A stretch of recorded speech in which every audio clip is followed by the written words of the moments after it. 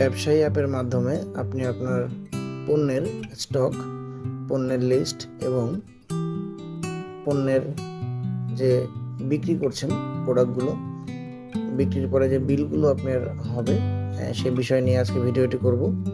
তো আমরা ড্যাশবোর্ডে আছে, এটা আমাদের ড্যাশবোর্ড।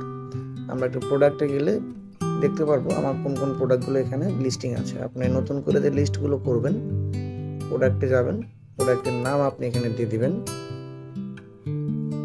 হতে পারে মোবাইল, ক্রয় মূল্য, এটা হচ্ছে আপনার বিক্রয় মূল্য।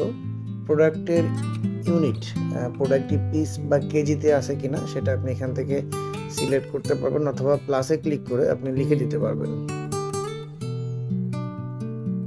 পিস, শুরুর স্টক, যদি আপনি অ্যাপটি নতুন ব্যবহার করে থাকেন তাহলে বর্তমান যে স্টকটি আছে সেটি আপনি এখানে দিয়ে দিবেন। কার্টুন, কত পিসে এক কার্টুন হয় সেটি আপনি এখানে দিতে হবে। গ্রুপ, এই পণ্যটি কোন গ্রুপের আন্ডারে সেটি যদি দিতে চান তাহলে এটা আপনি এখানে দিয়ে দিবেন। আর নতুন করে যদি হয় তাহলে এখান থেকে প্লাসে ক্লিক করে আপনি লিখে নেবেন।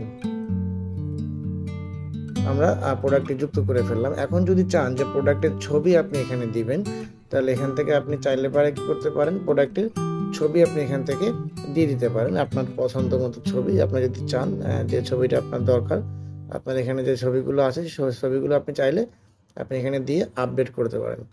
ছবিটা আপনার এখানে আপডেট হয়ে যাবে। ঠিক আছে, এই হচ্ছে আপনি প্রোডাক্টগুলো আপনি সুন্দর করে লিস্টিং করতে পারবেন। এখন যদি মনে হয় যে এটি ভুল হয়েছে তাহলে এডিট করতে পারবেন, মুছে দিতে পারবেন। ঠিক আছে। আচ্ছা, এবার হচ্ছে ইউনিট এবং গ্রুপ তো আমি দেখালাম আপনাদেরকে। আবার প্রোডাক্টে যাচ্ছি।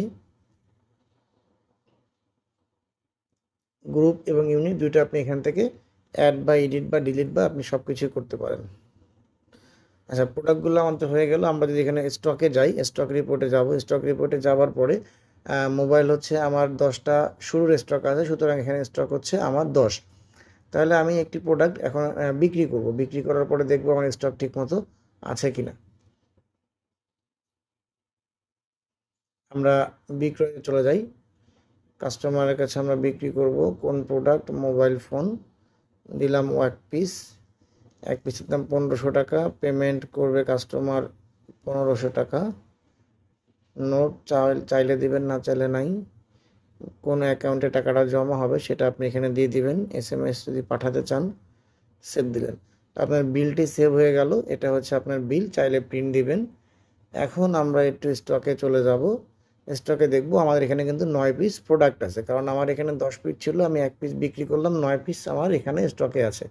তাহলে আমরা কিন্তু আমাদের স্টকটাও ঠিকমতো বের করতে পারলাম।